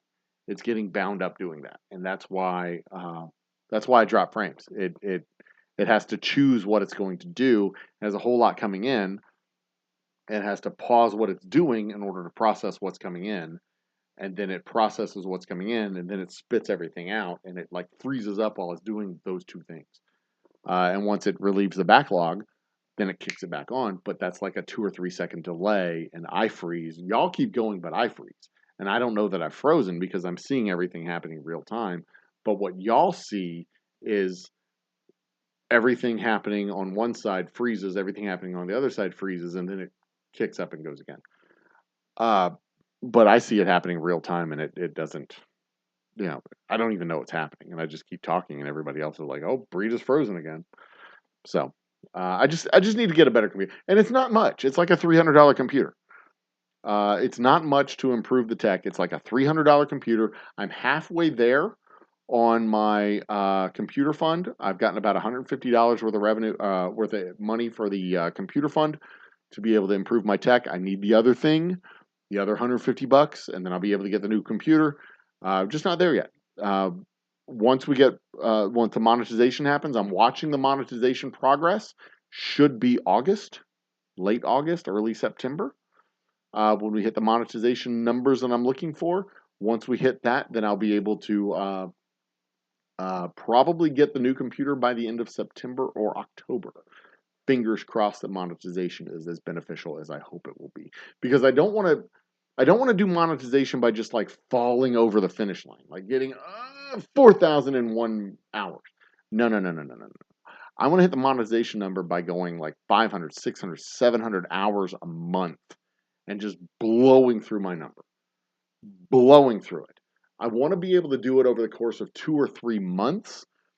And by 2 or 3 months, that means I'm going to go from 2,000 to 4,000, which means I'll be doing 6, 7, 800 hours a month. If I'm doing 800 hours a month, then I'm going to blow through my monetization number, blow through the minimum requirements, and be solid with the monetization. I'm not going to be earning like 5 cents, $5, $10, whatever in monetization in a month. I want to be shooting for, 600, 700, 800 hours of viewership, 1,000 hours of viewership a month, so that I can get real monetization money.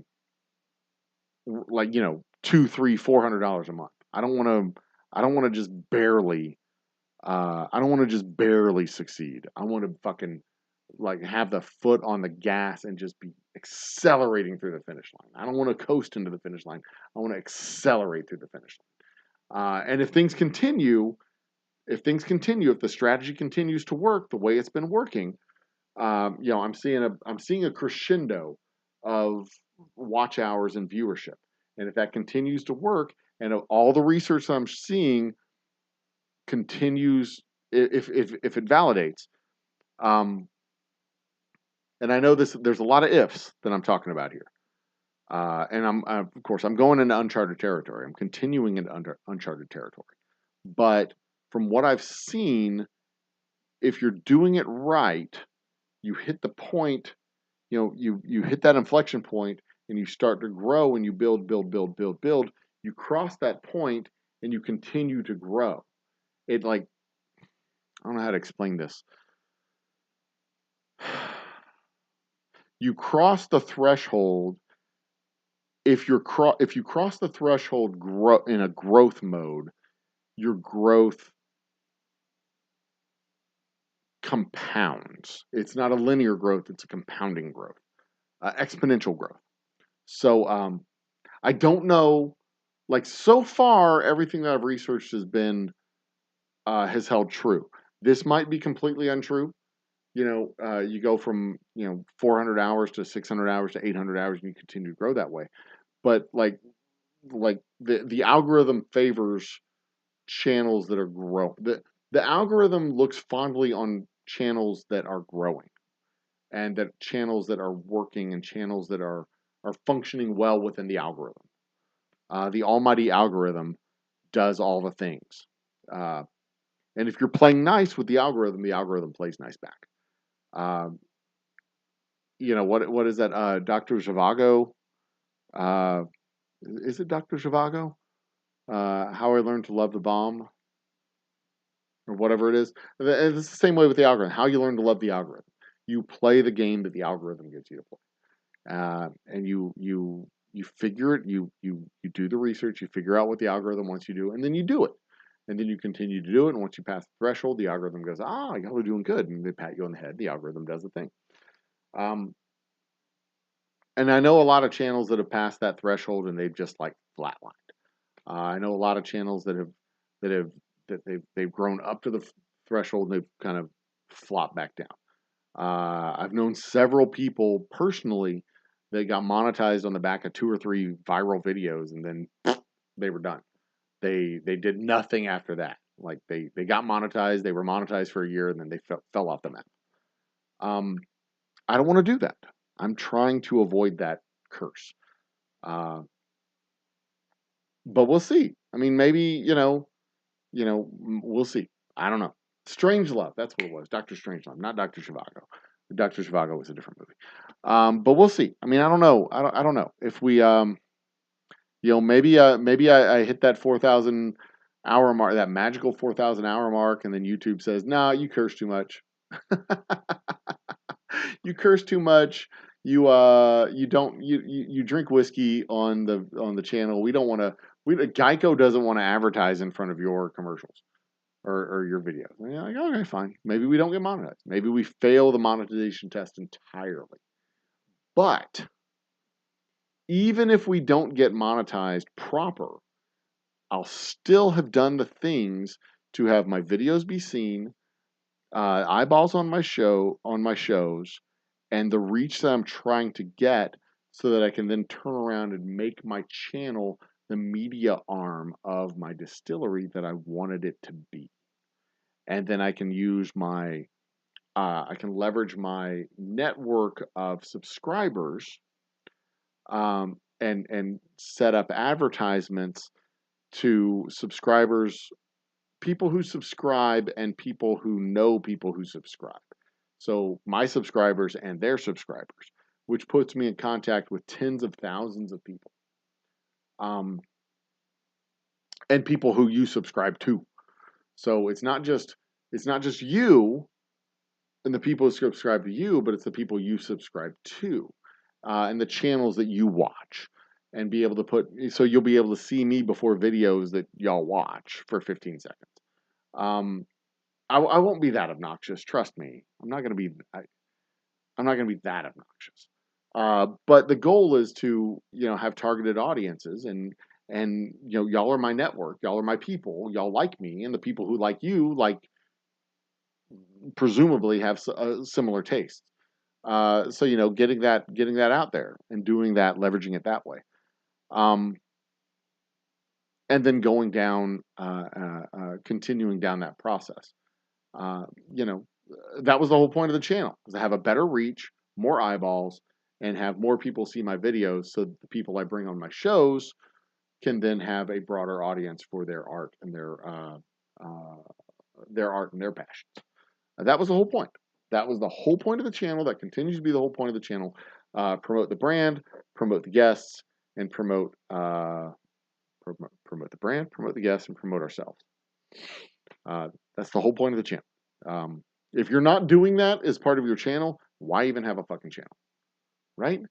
Like, if part of the if the point of having your channel is not to promote yourself, then why do you have a channel?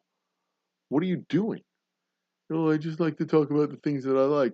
Yeah, you talk about the things that you like. You want other people to know the things that you like, right? You're promoting yourself. You're telling other people the things you like. You're trying to. That's the definition of being an influencer. Like, I just want to talk about things that I like. Why? You want other people to know about the things you like? You want them to know about that because it's important to you? Yeah, do it. Promote yourself. I do not understand. I will never understand why people won't promote themselves. If you have a band and you won't promote yourself, if you're an artist and you won't promote yourself, you have a product and you won't promote yourself, you have an opinion and you won't promote yourself, you have a way of life, you have a point of view and you won't promote it, you won't promote yourself. Why? What's the point of having your social media, of having your channel, of having, you're going to call yourself a content creator, but you don't want people to see your content? You're not a content creator. You're just, standing on the corner, screaming into the night for nobody to hear you. You're wasting your time. Just go talk to your friends at the bar, man. Make friends. Get friends at the bar. Go to the YMCA. Go to the deli and just hang out at the deli counter and talk to those guys. I mean, like you say, Corey, if you just want to chat with people, if this is your social life, that's great. That is great. That's your social life. That is how a lot of people, I don't know if most, a lot of people set up their channels in the 2020s, in 2020, specifically to have those forum shows. So they could have 6 people on channels. They could talk to people because they weren't talking to people. And they were having conversations over Zoom, and they said, why don't we put this on YouTube?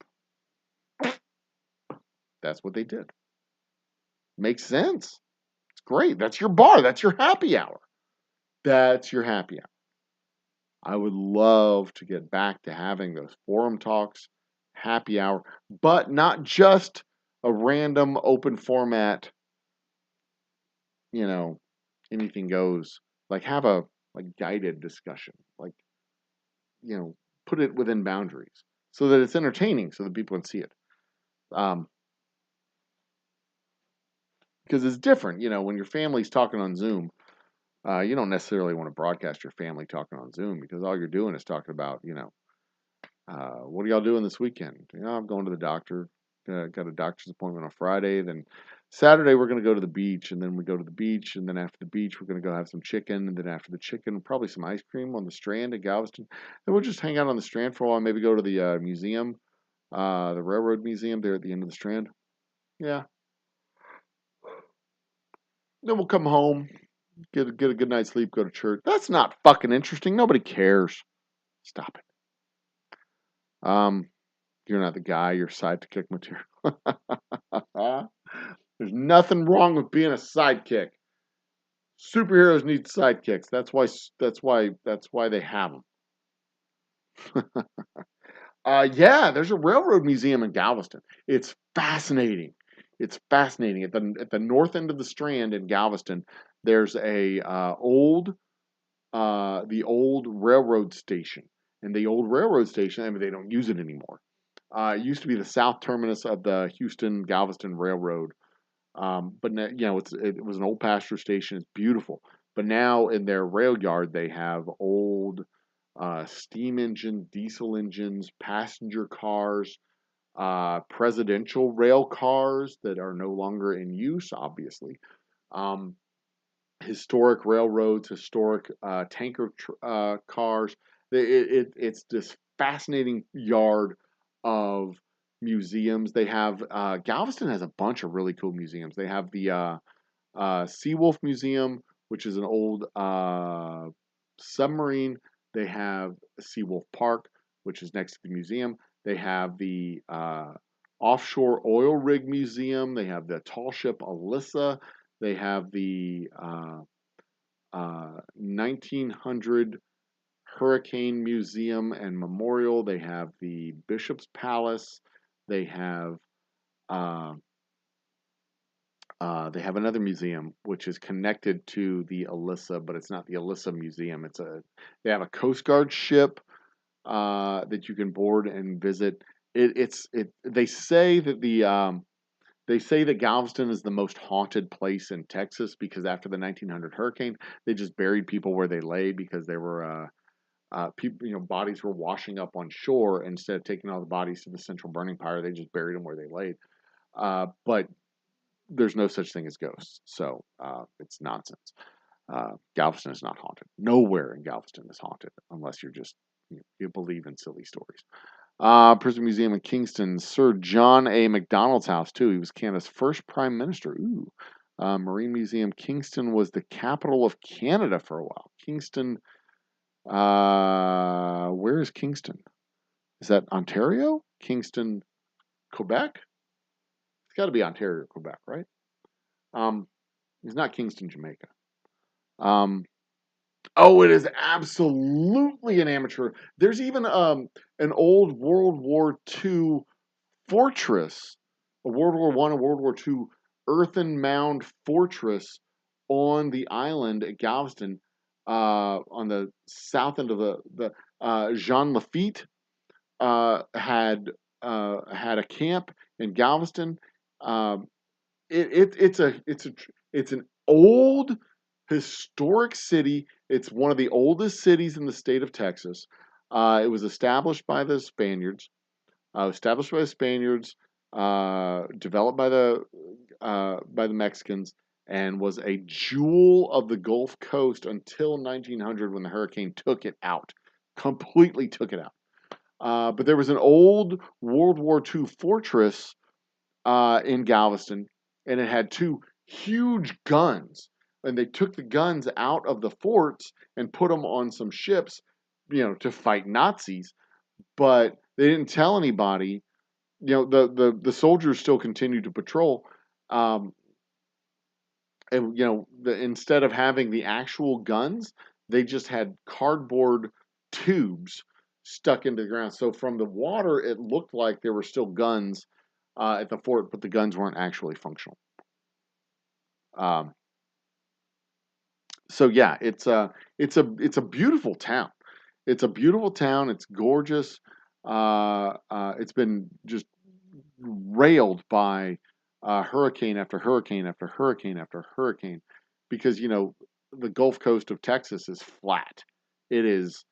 It has an elevate. Like we're in Houston, and the elevation in Houston is like barely 140 feet above sea level, and we're 120 miles inland, 90 miles inland to downtown Houston. We're like 120 miles inland here, and we're at like 140 degrees of elevation. We're we're we're this 140 feet, but we're like this high above ground. It's insane. It is absolutely insane. which is why everything floods on the Gulf Coast of Texas every time it storms and rains. Because we got no elevation. 19 times 19.75 divided by 60. We have had 6.5 hours of watch time tonight. I'm going to go ahead and wrap it, guys. It's midnight. It's midnight. I got to get up in the morning. We have I have a very fucking busy day tomorrow. Very busy day tomorrow. I'm calling distributors, checking at the distillery. I got to get my hat from the distillery. Calling distributors, recording not one, not two, but 4 videos tomorrow for posting up next week. And I'm probably heading back to the distillery either tomorrow or the next day, Friday. Friday I'm going to Corpus Christi. So tomorrow I will be working on that woodworking project and maybe going live from the distillery to show that off, the gift box for our blackout bourbon bottles. Nice mahogany stained gift box. It's going to be real pretty. So ladies and gentlemen, brothers and sisters, children of all ages, be awesome to each other. I got a little bit of whiskey left in my glass. Be awesome to each other. I will continue to be the old humble guy. You continue to be awesome to each other. And until we see each other again, stay cool, because life is too short for bad whiskey and too long to do nothing about it. Drink Old Humble. Hell, drink good stuff. Whatever it is you like. Drink it. Make it fucking good whiskey. Cheers. Good night.